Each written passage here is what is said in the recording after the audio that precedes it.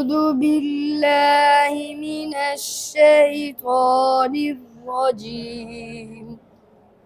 بسم الله الرحمن الرحيم. ووهبنا له إسحاق ويعقوب نافلة وكلا جعلنا صالحين وجعلناهم أئمة يهدون بأمرنا وأوحينا إليهم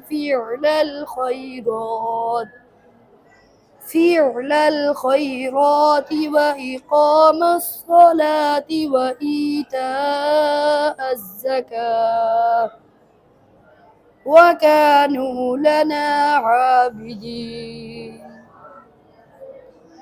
ولوطا آتيناه حكما وعلما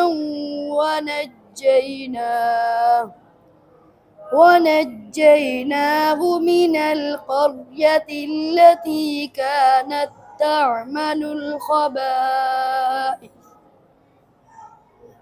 إنهم كانوا قوم سوء فاسقين.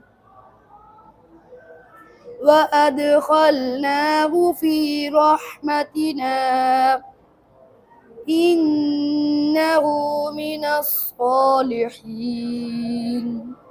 صدق الله العظيم.